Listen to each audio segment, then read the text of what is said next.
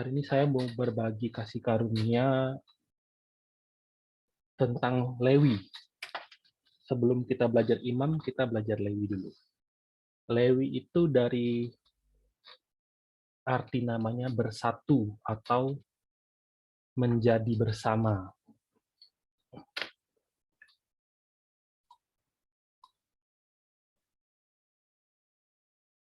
Kita akan lihat Lewi di berbagai zaman. Yang pertama, ini tahunnya saya nggak pasti, tapi kira-kira tahun 1920 sampai 1917 sebelum Masehi ini kelahiran Lewi. Jadi Yakub itu masuk ke rumah Laban tahun 1930. Lewi terus dia 7 tahun kerja, baru punya istri pertama Lea, kemudian anak ketiga berarti kira-kira 10 tahun berlalu. Ya berarti kira-kira 1920 atau 1917. Dicatat, mengandung pula lah ia, lalu melahirkan seorang anak laki-laki, maka ia berkata, "Iya di sini Lea ya. Sekali ini suamiku akan lebih erat kepadaku karena aku telah melahirkan 3 anak laki-laki baginya." Itulah sebabnya ia menamai anak itu Lewi. Ini ya, arti nama Lewi itu menjadi satu.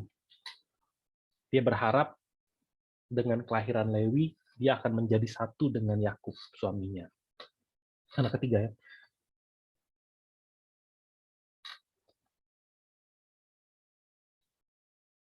Terus kita akan lihat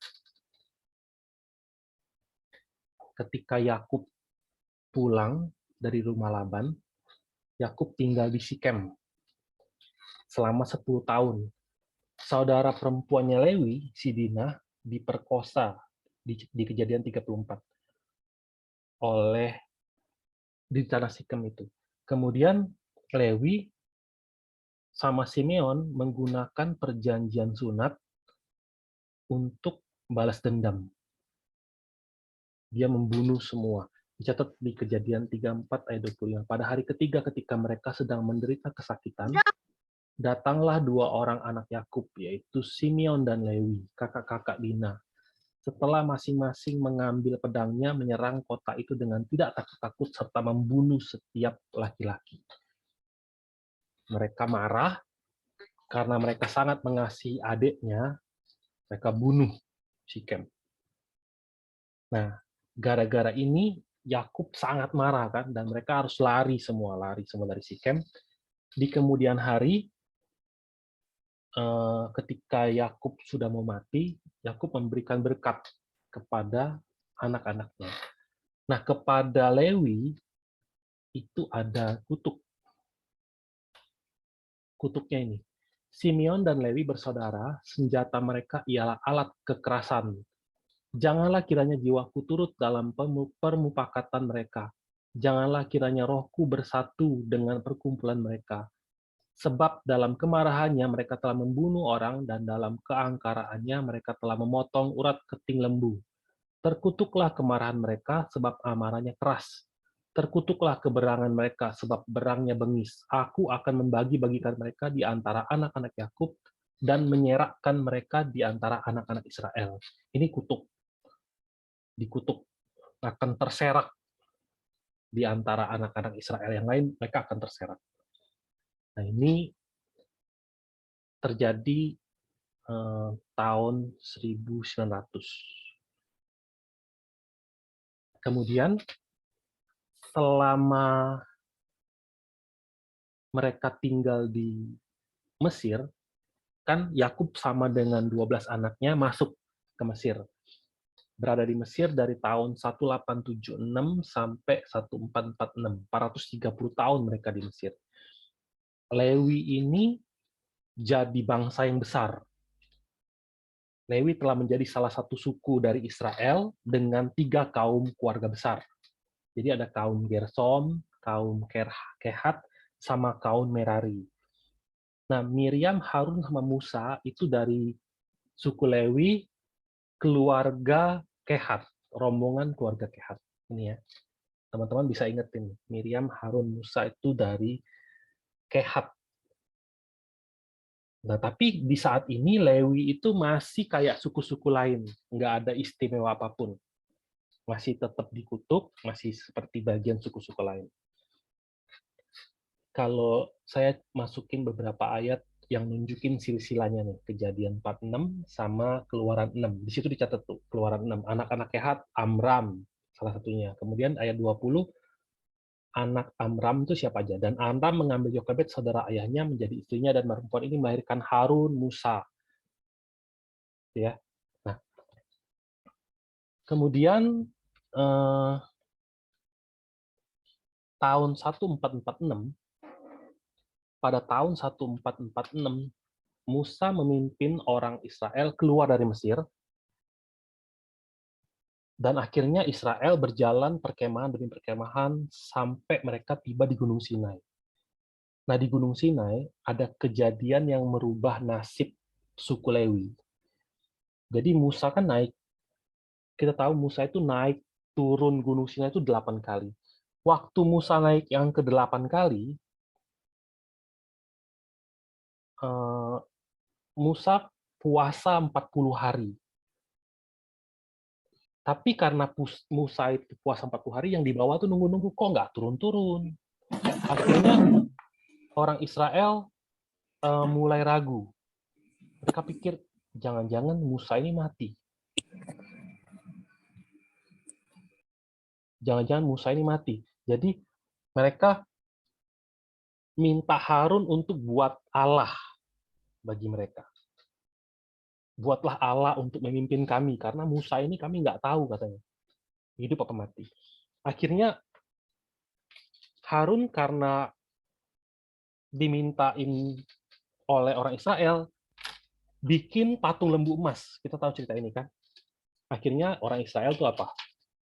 Menari-nari sambil menyembah patung lembu emas. Nah, waktu masih di atas gunung, Tuhan ngomong sama Musa, kamu turun. Karena di bawah itu umat Israel itu sudah sesat, sudah korup, mereka menyembah patung lembu emas. Akhirnya Musa di atas itu langsung minta maaf sama Tuhan, mengangkat doa perantara, Tuhan, tolong maampuni katanya. Terus Musa turun. Waktu Musa turun, dan ketika ia dekat ke perkemahan itu dan melihat anak lembu dan melihat orang menari-nari, maka bangkitlah amarah Musa. Dilemparkannya lah kedua lo itu dari tangannya dan dipecahkannya pada kaki gunung itu. Musa pecahin. Kita udah belajar kan kenapa Musa pecahin kan? Musa pecahin. Di situ salah satu singkatnya di salah satu perintah itu kan tidak boleh membuat patung untuk disembah. Sedangkan isi peraturan di dua loh batu itu salah satunya kan jelas. Akhirnya dengan membawa hukum itu umat Israel bersalah. Jadi demi menyelamatkan orang Israel, Musa pecahin perjanjiannya, batalin. Nah, kemudian Musa tanya kepada Harun,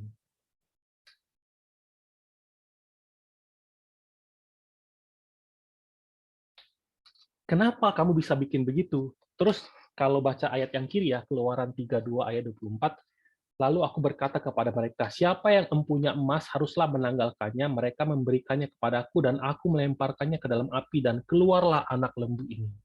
Si Harun pakai alasan begitu. Aku lemparin ke api, keluar anak lembu emas. Nah, ketika tuh Musa lihat semua orang-orang Israel tuh seperti kuda lepas, Musa langsung teriak di Keluaran 32 ayat 26. Maka berdirilah Musa di pintu gerbang perkemahan itu, serta berkata, siapa yang memihak kepada Tuhan, datanglah kepadaku. Lalu berkumpullah kepadanya seluruh Bani Lewi. Ini. Di saat itulah semua suku Lewi berkumpul kepada Musa. Nah, di saat ini kutub mereka tuh berubah. Nasib mereka berubah.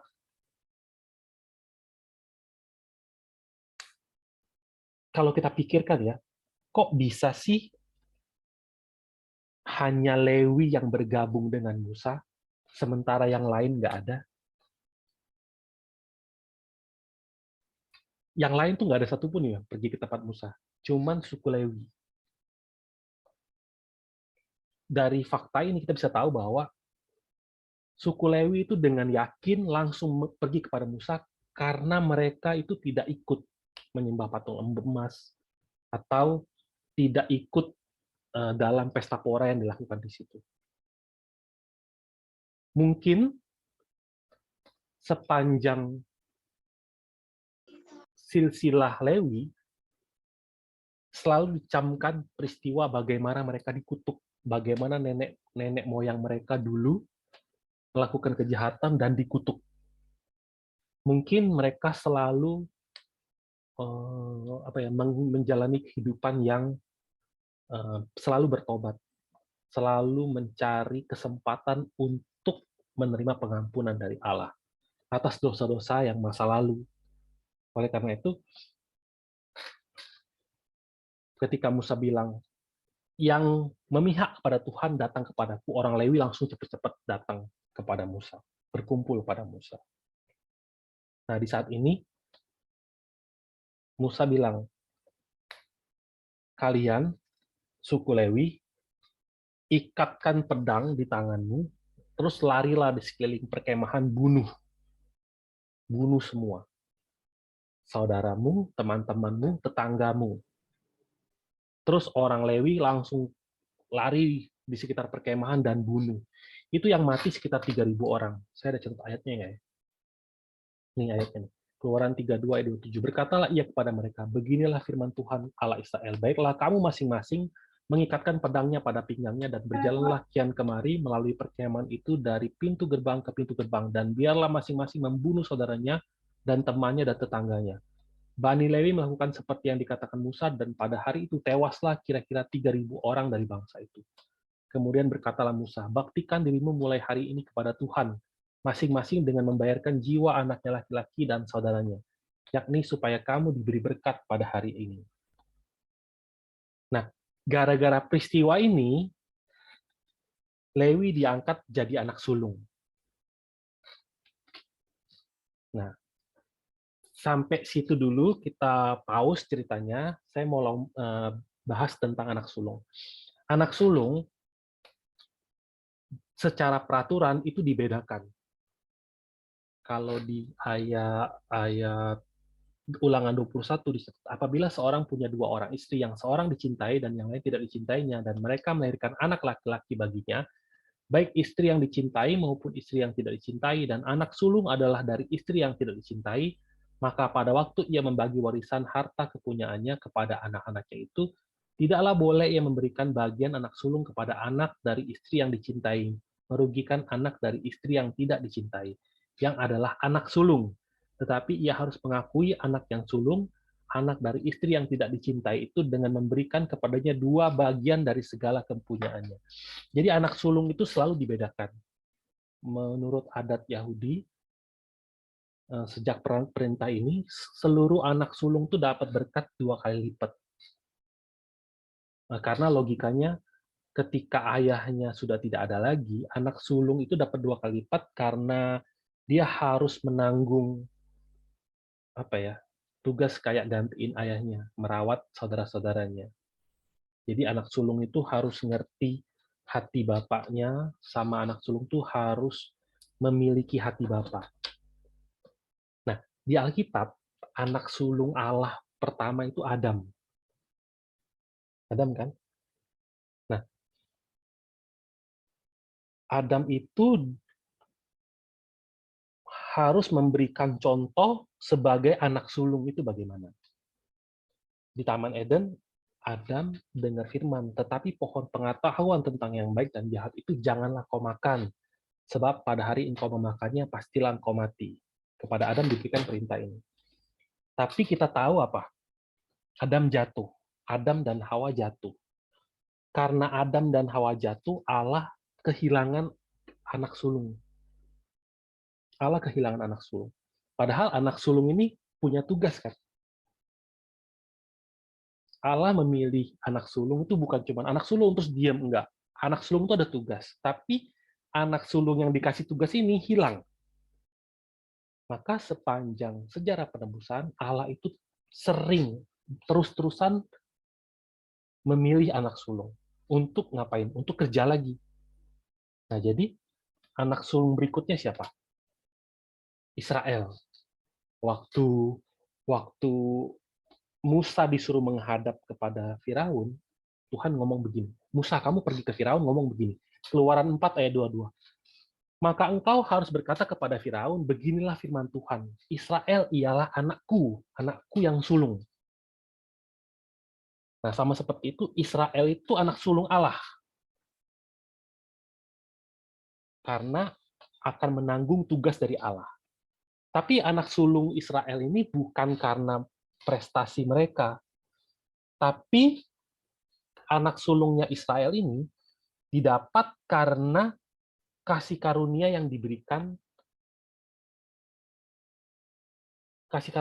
Tuhan pada mereka. Nah, itu mereka dapat dari perjanjian-perjanjian yang telah Allah berikan kepada siapa? Bapak leluhur mereka, Abraham, Ishak, dan Yakub. Jadi karena Tuhan bikin perjanjian dengan bapak-bapak leluhur mereka, makanya Israel itu jadi anak sulung. Dicatat di Ulangan 6, ini bukan Ulangan 6:7 ya. Sebab engkaulah umat yang kudus bagi Tuhan Allahmu, engkaulah yang dipilih oleh Tuhan Allahmu dari segala bangsa di atas bumi untuk menjadi umat kesayangannya. Bukan karena lebih banyak jumlahmu dari bangsa manapun. Juga, maka hati Tuhan terpikat olehmu dan memilih kamu. Bukankah kamu ini yang paling kecil dari segala bangsa, tetapi karena Tuhan mengasihi kamu dan memegang sumpahnya yang telah diikrarkannya kepada nenek moyangmu, maka Tuhan telah membawa kamu keluar dengan tangan yang kuat dan menebus engkau dari rumah. Nah, ini. Jadi alasannya ini. Jadi jelas nih, sekarang Israel itu anak sulung Allah. Waktu terjadi tulah ke-10, Allah membunuh semua anak sulung di Mesir. Anak sulung Firaun sampai anak sulung ternak. Sedangkan orang-orang yang mengoleskan darah domba di ambang pintu itu nggak mati. Dicatat di Bilangan 8 ayat 18. Maka aku mengambil orang Lewi ganti semua anak sulung yang ada pada orang Israel. Sebab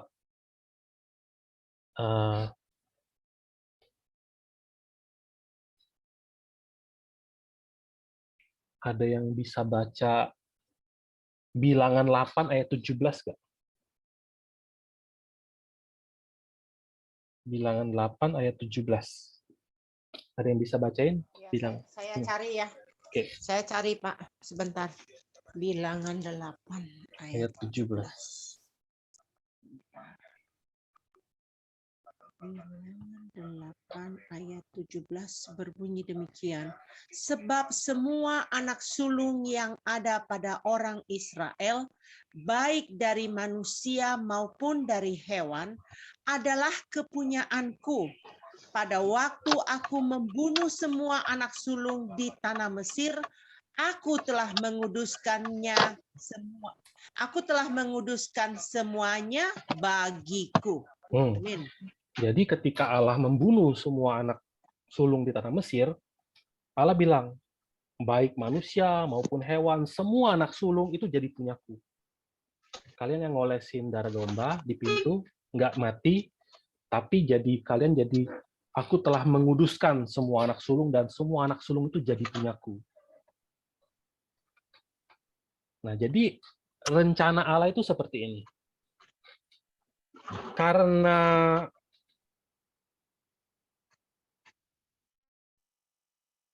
saya mute dulu ya. Oke.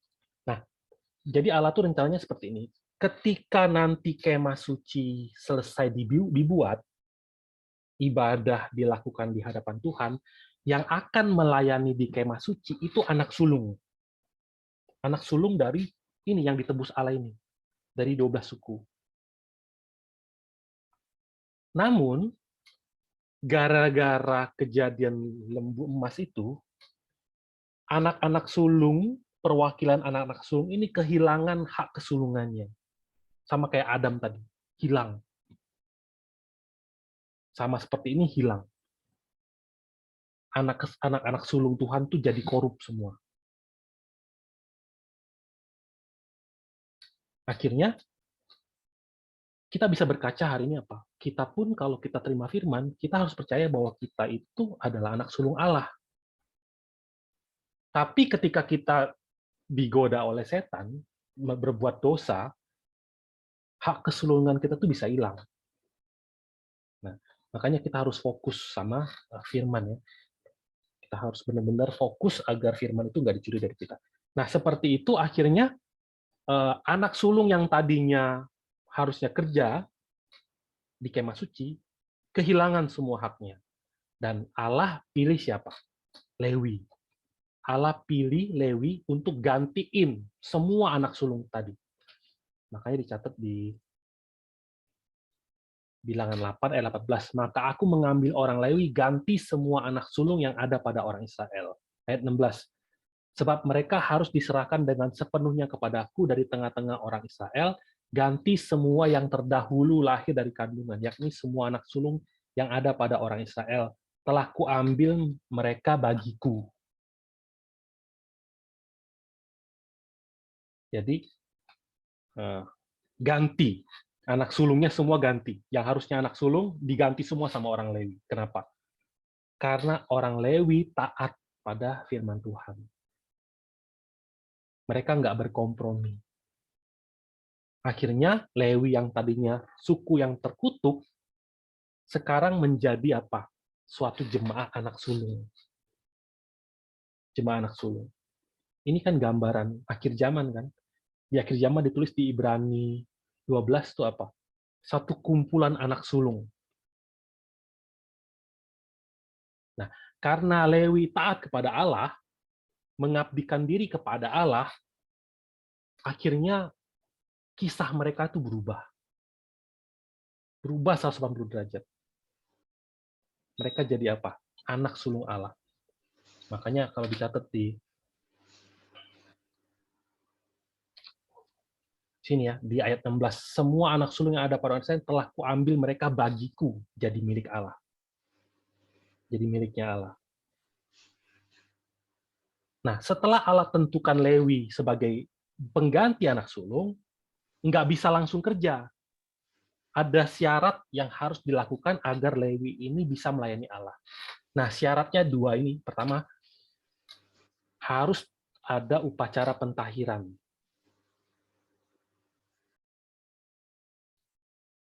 Upacara pentahiran itu gini. Pertama, ambillah orang Lewi dari tengah-tengah orang Israel dan tahirkanlah mereka. Beginilah harus kau lakukan kepada mereka untuk mentahirkan mereka. Percikkanlah kepada mereka air penghapus dosa. Kemudian haruslah mereka mencukur seluruh tubuhnya dan mencuci pakaiannya dan dengan demikian mentahirkan dirinya. Ibaratnya dibersihkan semua bagian luarnya ya. Kemudian setelah itu nggak cukup itu harus berikan persembahan ini. Sesudah itu haruslah mereka mengambil seekor lembu jantan muda dengan korban sajiannya dan dari tepung yang terbaik diolah dengan minyak juga seekor lembu jantan muda yang lain haruslah kau ambil untuk korban penghapus dosa. Setelah orang Lewi meletakkan tangannya atas kepala lembu-lembu jantan muda, maka haruslah yang seekor diolah sebagai korban penghapus dosa dan yang lain sebagai korban bakaran bagi Tuhan untuk mengadakan pendamaian bagi orang Lewi. Nah, kalau tadi itu mentahirkan, ibaratnya mentahirkan semua bagian luarnya supaya kudus, sekarang semua dosa-dosanya itu harus dihapus, dijadikan suci kembali. Jadi benar-benar Lewi itu harus ditahirkan. Ini apa ya? Ini kita masih belajar apa ya? Masih belajar tata caranya. Ini tata caranya. Pertama begini, harus tahir dulu. Setelah ditahirkan, bagaimana? Nah, setelah ditahirkan, Lewinya sendiri itu dipersembahkan. Kalau tadi kan dia bawa persembahan. Kalau sekarang, Lewinya itu dipersembahkan. Kalau baca ayat 10, apabila engkau telah menyuruh orang Lewi mendekat ke hadapan Tuhan, maka haruslah orang Israel meletakkan tangannya atas orang Lewi itu, dan Harun harus mengunjukkan orang Lewi itu sebagai persembahan unjukan dari antara orang Israel di hadapan Tuhan. Dan Demikianlah mereka diuntukkan melakukan pekerjaan jabatan bagi Tuhan. Ayat 13, maka haruslah engkau menghadapkan orang Lewi kepada Harun dengan anak-anaknya dan mengunjukkan mereka sebagai persembahan unjukan bagi Tuhan.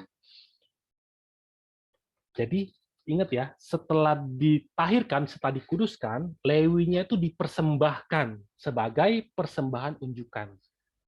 Nah, dari macam-macam persembahan, ada yang namanya persembahan unjukan. Persembahan unjukan itu bagaimana sih? Persembahan unjukan itu begini. Kalau kita pegang barang, lalu kita sodorkan tangan kita ke depan, kayak mau ngasih gitu, kasih kado. Terus ambil balik lagi, nah itu namanya unjukan. Jadi lakukan berulang-ulang. Ke depan, mundur. Tangannya maju, mundur. Gitu. Jadi kayak kasih, ambil. Itu persembahan unjukan. Lewi ini begitu, digoyang-goyangin. Lewinya digoyang-goyangin.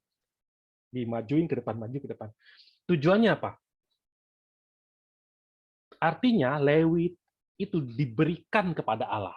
Waktu dimajukan itu diberikan kepada Allah.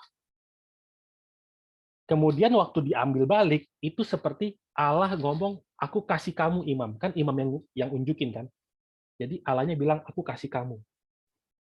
Aku kasih kamu imam sebagai sebuah pemberian untuk bantu kamu melayani di bait suci. Nah, jadi ketika proses ini dilakukan, Lewi harus benar-benar sadar apa? Sejak saat itu mereka itu jadi milik Allah. Karena mereka tuh jadi korban persembahan. Nah, karena imam adalah perwakilan yang akan yang Allah pilih untuk damain umat, makanya ketika mereka membantu imam itu sama aja dengan membantu Allah kan. Nah, jadi karena dosa Lewi itu dikutuk, tapi kini dikuduskan. Lebih dari dikuduskan, mereka bisa melayani Allah. Artinya bisa mendekat kepada Allah. Ini kan tata cara kan. Nanti kita akan belajar tata cara ibadah di kemah suci itu di buku 9, tapi ini kita akan lihat sedikit-sedikit aja. Setelah semua tata cara itu dilakukan, dicatat di ayat 14 dari 15, demikianlah harus engkau mentahirkan mereka dari tengah-tengah orang Israel, supaya orang Lewi itu menjadi kepunyaanku, kata Allah. Barulah sesudah itu orang Lewi boleh masuk untuk melakukan pekerjaan jabatannya pada kemah pertemuan, sesudah engkau mentahirkan mereka dan mengunjukkan mereka sebagai persembahan unjukan. Ini dari luar nih ritual, ribet. Ini ritual ribet banget sih, buat apa sih? Kita mikirkan sekarang kan. Harus diunjuk-unjukin. Nah, kata kuncinya di sini nih, barulah sesudah itu orang Lewi boleh masuk untuk melakukan pekerjaan jabatannya, boleh masuk ke kemah pertemuan. Kita akan lihat ya.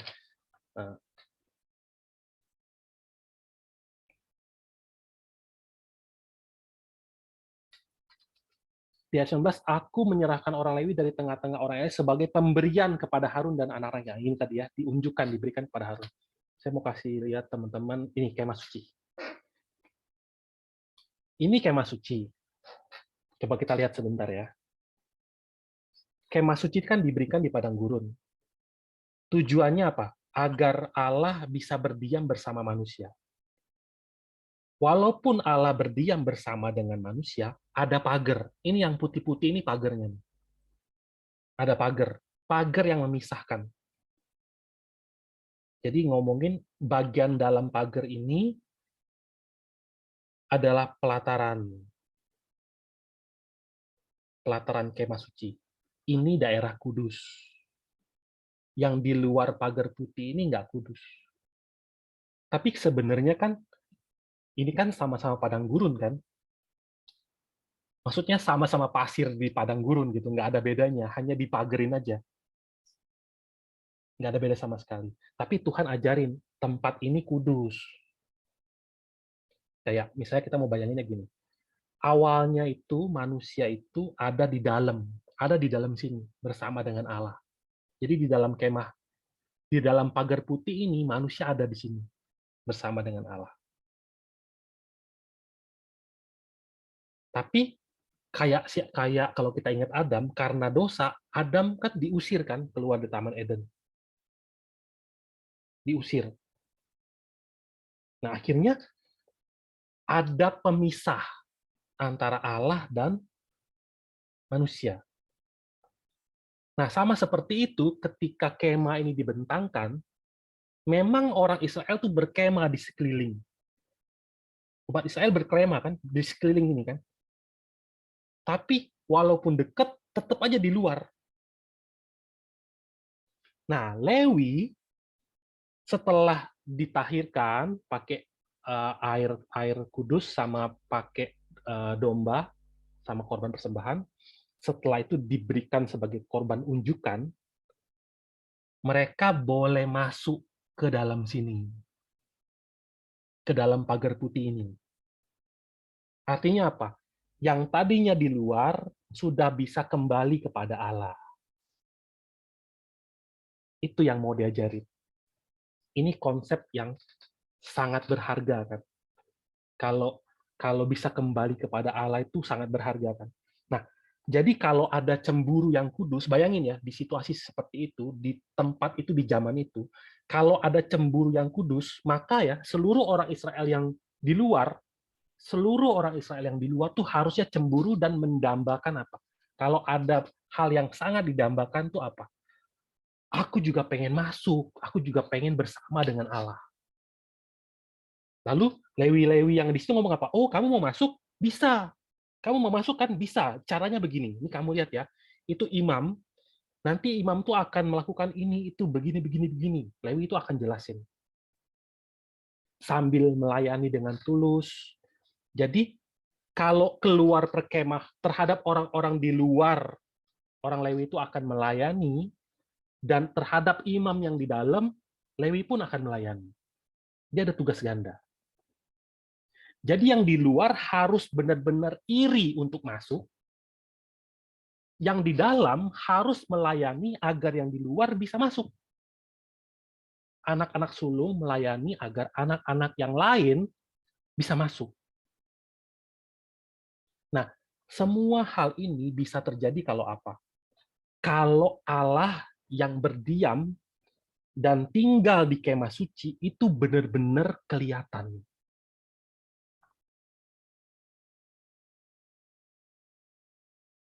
Bukan kelihatan fisik ya.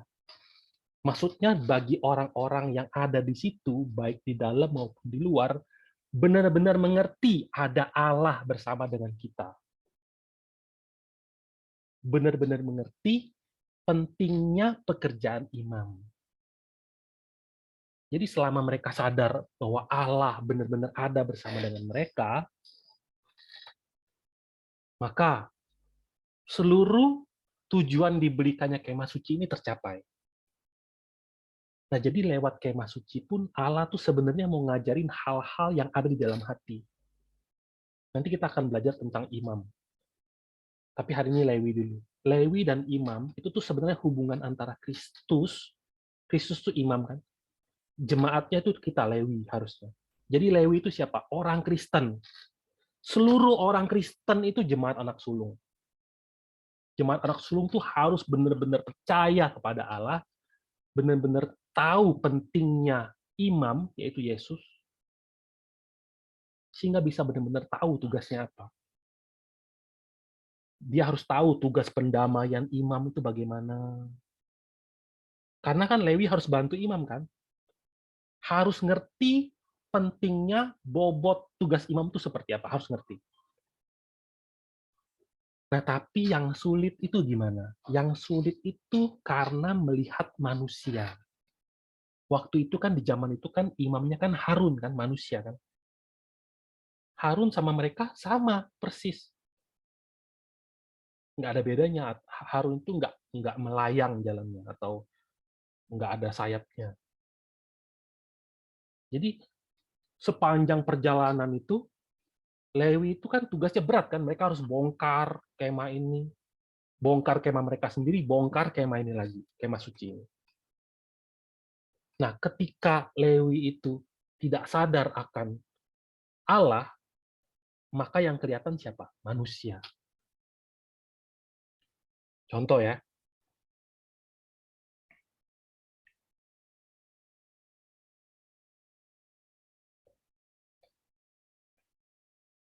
ketika eh,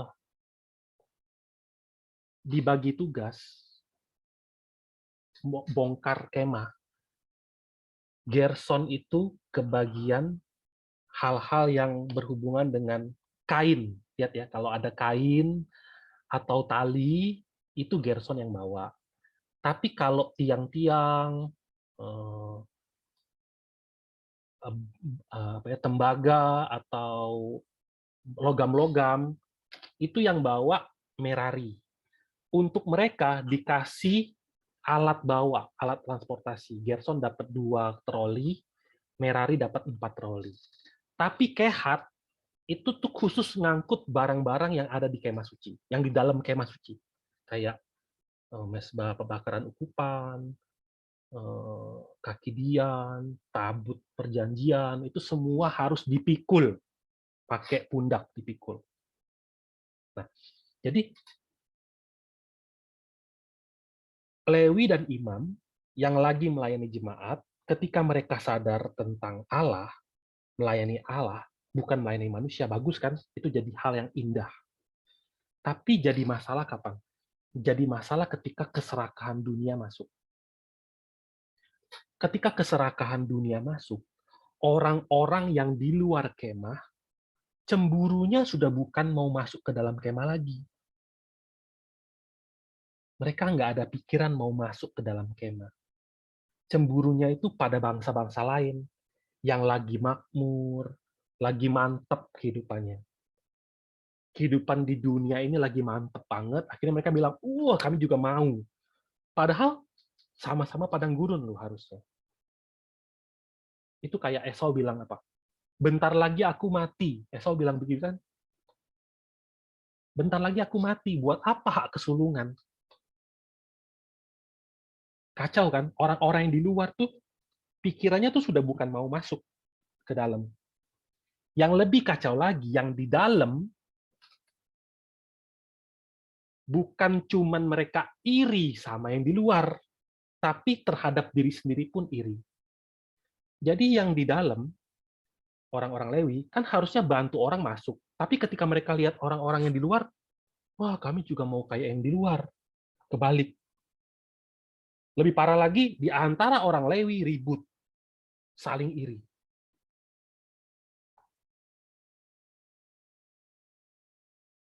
Harun, Harun kan imam besar. Harun tuh juga dari suku Kehat. Tapi dari awal dia sudah dikeluarin, dia dan anak-anaknya itu sudah langsung dikasih jabatan imam besar. Jadi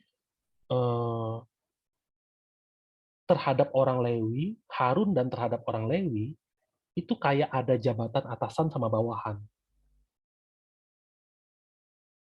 Ya kan? Nah, orang-orang yang di situ ada kalanya mereka merasa nggak adil. Kok Harun enak banget ya, imam besar. Kita harus ngangkat pikul benda-benda ini berat banget loh. Enak banget dia si Harun jadi imam besar. Yang dilihat siapa? Manusia, bukan Allah lagi. Mereka lupa akan identitas mereka, lupa dengan tujuan mereka. Mereka lupakan berkat tertinggi yang telah mereka dapat. Dan mereka mau gantiin itu dengan hal-hal yang fana. Mereka lupa akan pentingnya tugas Harun.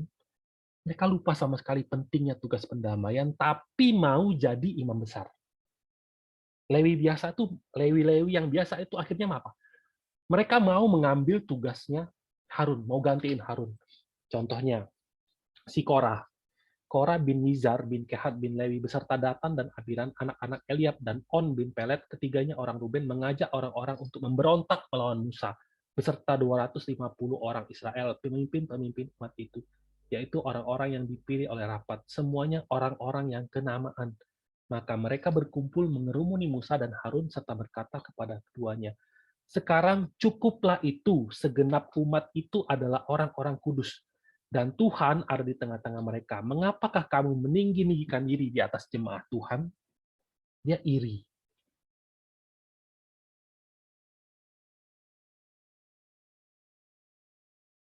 Mereka nggak ngerti pekerjaan perdamaian. Mereka tuh sebenarnya nggak sama dengan Harun. Mereka benar-benar nggak bisa gantiin Harun. Karena hati dan pikiran mereka itu nggak sejalan dengan Harun. Hal-hal yang mereka lakukan hasilnya adalah hanya mencelakakan orang Israel. Lewi itu punyanya Harun, tapi mereka nggak ngerti karena mau materi. Karena mau materi, makanya mereka bilang ini.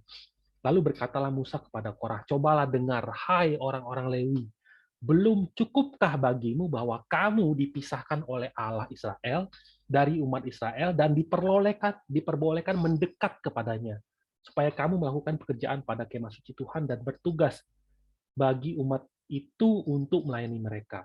Dan bahwa engkau diperbolehkan mendekat bersama-sama dengan semua saudaramu Bani Lewi, dan sekarang mau pula kamu menuntut pangkat imam lagi.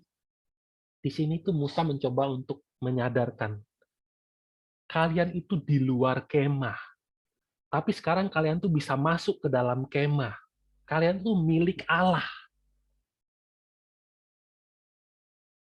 Masa kalian nggak ngerti?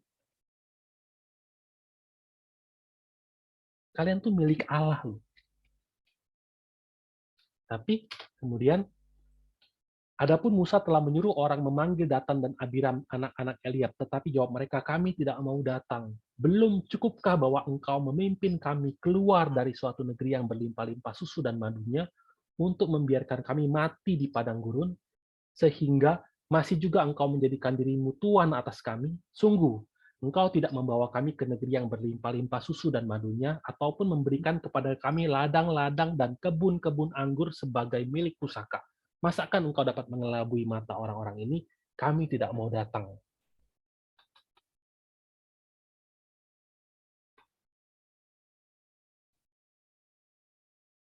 Mereka matanya beralih ke apa? Kemana? Ke materi.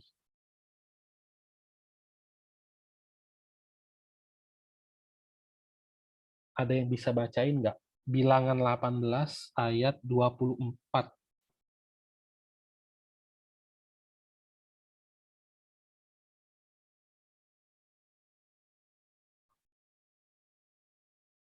Saya bacain ya, Bilangan 18 ayat 24. Sebab persembahan persepuluhan yang dipersembahkan orang Israel kepada Tuhan sebagai persembahan khusus kuberikan kepada orang Lewi sebagai milik pusakanya.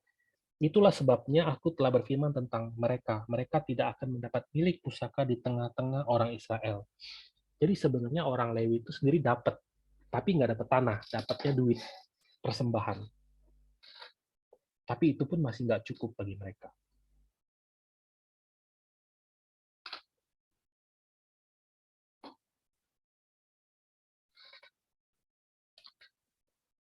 Setelah kejadian ini, Musa bilang apa? Ya udah, kalau begitu kalian bawa perbaraan. Kan hanya imam yang bawa perbaraan. Dengan hati harapan mereka malu, oh kami bukan imam, kami nggak jadi deh bawa perbaraan. Tapi yang terjadi apa? Mereka dengan PD-nya bawa perbaraan semua. Benar-benar mau jadi imam. Yang terjadi apa? Tanah itu terbelah, menelan mereka semua. Hidup-hidup kan? Nah, setelah kejadian ini, dicatat di bilangan 16 ayat 41, tetapi pada keesokan harinya bersungut-sungutlah segenap umat Israel kepada Musa dan Harun, kata mereka, kamu telah membunuh umat Tuhan. Ketika umat itu berkumpul melawan Musa dan Harun dan mereka memalingkan mukanya ke arah kemah pertemuan, maka kelihatanlah awan itu menutupinya dan tampaklah kemuliaan Allah. Jadi ketika rombongan-rombongan pemberontak itu dibunuh Allah dengan cara ditelan oleh bumi, semua rakyat marah, makin menyalahkan Musa dan Harun. Makin menyalahkan. Jadi mereka itu benar-benar mau melawan imam. Imamnya siapa? Itu lawan imamnya Allah.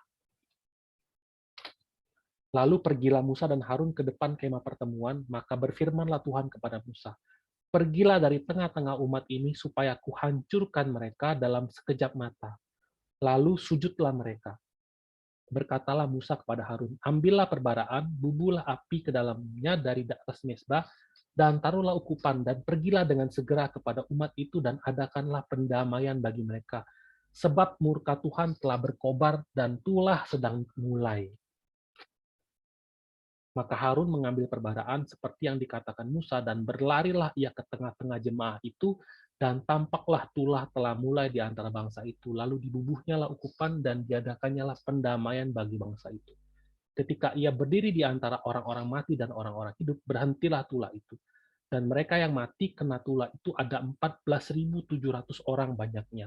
Belum terhitung orang-orang yang mati karena perkara Korah. Ketika Harun kembali kepada Musa di depan pintu kemah pertemuan, tulah itu telah berhenti. Kepada orang-orang yang di luar kemah, ada kesempatan bagi mereka untuk masuk ke dalam. Tapi orang-orang yang di luar kemah memberontak, mau merebut posisi di dalam tanpa mengerti. Akhirnya mereka mau dihajar Tuhan, mau dibasmi Tuhan. Sedangkan Harun yang lagi ditentang demi menyelamatkan orang-orang ini, dia berdiri di antara orang-orang mati dan orang-orang hidup sambil bawa ukupan. Ukupan itu doa. Berdoa buat mereka. Ini peristiwa yang terjadi di padang gurun. Bagaimana orang Lewi nggak ngerti tugas Lewi. Lewi itu ngomongin siapa? Ngomongin kita kan hari ini. Kalau kita nggak hati-hati, peristiwa ini tuh bakal terjadi persis di kehidupan kita.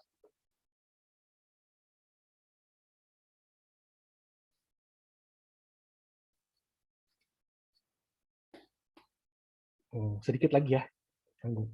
Nah, setelah itu, saya mau lanjut ke bahas tentang itu hati yang harus dimiliki oleh Lewi. Sekarang pekerjaan apa?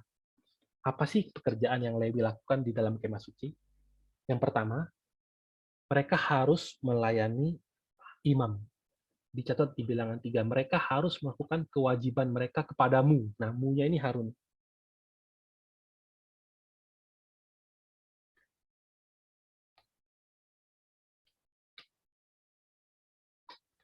Waktu melayani Harun, ada 2 kata yang dipakai. Bilangan 3 ayat 6. Suruhlah suku Lewi mendekat dan menghadap Imam Harun supaya mereka melayani dia. Bahasa yang dipakai itu katanya syarat. Syarat itu artinya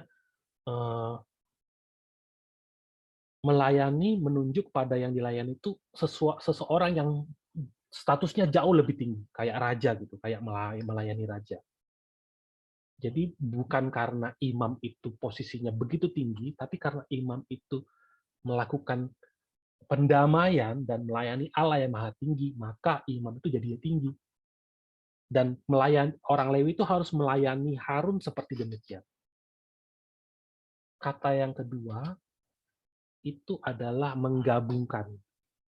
Suruhlah juga saudara-saudaramu suku Lewi, suku bapa leluhurmu mendekat bersama-sama dengan kau supaya mereka menggabungkan diri kepadamu.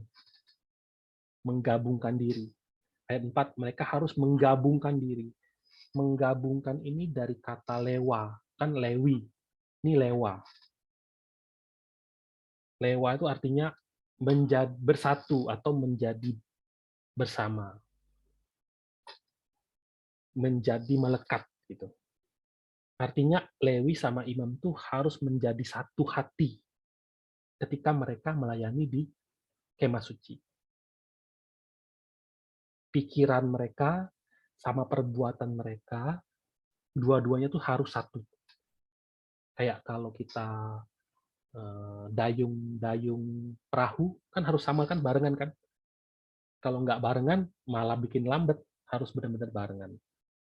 Yang kedua, kerjaan orang Lewi itu selain melayani Harun, yang kedua mereka tuh harus dicatat kewajiban mereka mengenai kemah seluruhnya. Itu mengenai kemah itu berarti tata cara ibadah di dalam kemah itu. Itu untuk melayani orang-orang yang di luar. Kalau ada orang luar datang bawa persembahan, nah mereka harus melayani.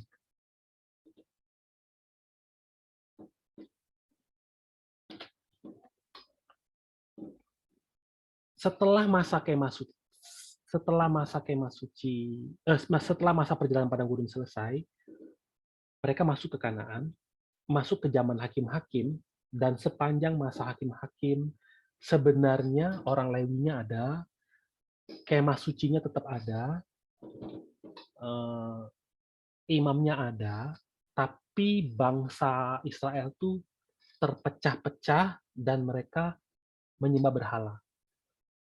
Zaman hakim-hakim. Siklus menyembah berhala. Sampai di zaman Raja Saul pun penyembahan berhala kuat. Kalau teman-teman ingat, di zaman hakim-hakim itu ada satu orang namanya Mika. Mika itu dia jadiin anaknya sendiri imam. Terus nanti di tengah jalan ada dia ketemu orang Lewi, dia angkat jadi imam. Jadi itu sudah zaman suka-suka. Paling di akhir zaman hakim-hakim itu ada Samuel. Sementara Samuel besar bertumbuh di bawah naungan Imam Eli. Imam Eli itu juga imam yang korup ya.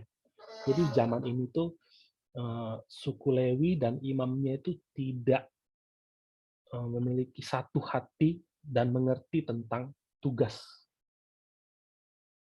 Dan ini terus berlangsung. Di zaman raja-raja pun hanya ada beberapa raja yang Lewinya kembali bertugas.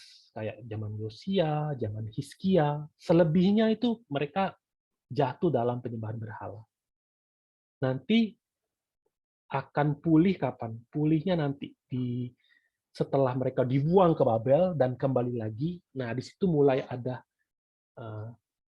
ada tata cara ibadah yang sesuai. Banyak hal yang saya nggak bisa bahas.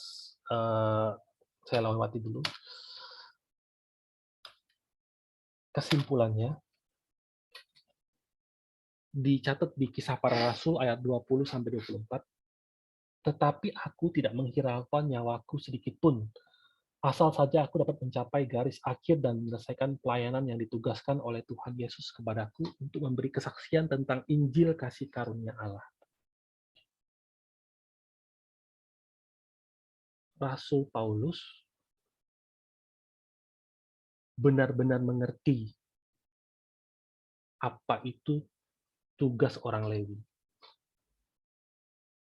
Yesus yang adalah imam besar sejati, Paulus benar-benar tahu betapa pentingnya pekerjaan pendamaian yang dilakukan oleh Yesus. Oleh karena itu, dia mengambil posisi siapa? Posisi Lewinya. Sampai-sampai dia bilang apa? Aku nggak menghiraukan nyawaku sedikit pun. Asal aku dapat mencapai garis akhir dan menyelesaikan pelayanan yang ditugaskan oleh Tuhan Yesus kepadaku. Untuk memberi kesaksian tentang Injil kasih karunia kepada Allah. Nah, kita pun hari ini, kita harus introspeksi diri. Saya juga ya, termasuk ya.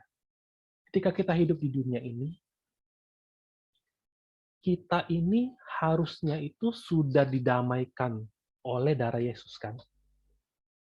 Kita tuh sudah disucikan. Dan harusnya kita itu sudah apa? Diunjukkan kepada Yesus. Makanya dicatat apa? Aku, bukan aku sendiri, melainkan Kristus yang hidup di dalam aku. Harusnya tuh kita tuh berada di dalam kemah suci. Dengan hati seperti apa? Aku harus melayani ke dalam dan melayani keluar.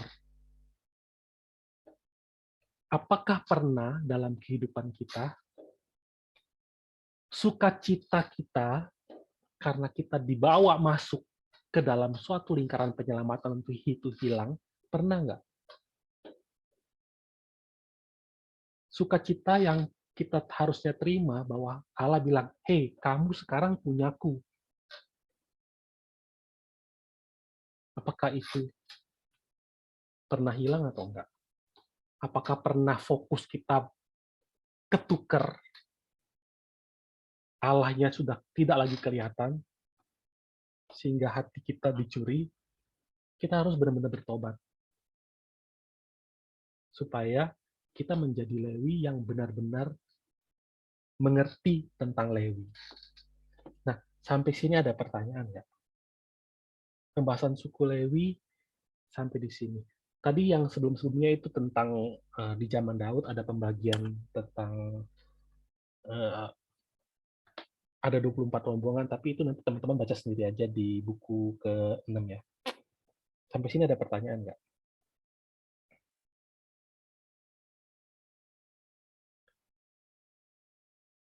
Nggak ada ya? Kalau nggak ada, kita tutup dengan doa Bapa kami. Bapa kami yang di surga, dikuduskanlah namamu, datanglah kerajaanmu, jadilah kehendakmu di bumi seperti di surga. Berilah kami pada hari ini makan kami yang secukupnya, dan ampunilah kami. Seperti kami pun mengampuni orang yang bersalah kepada kami. Jangan masukkan kami dalam cobaan, tetapi lepaskanlah kami dari yang jahat. Karena Engkau yang punya kejayaan, kuasa, dan kemuliaan sampai selama-lamanya. Amin. Beri kemuliaan pada Tuhan.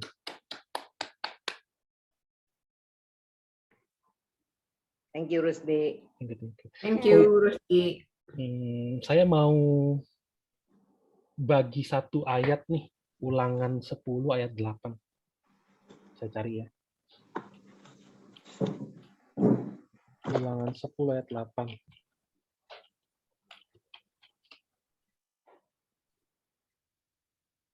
Ulangan 10 ayat 8. Ini ayatnya penting.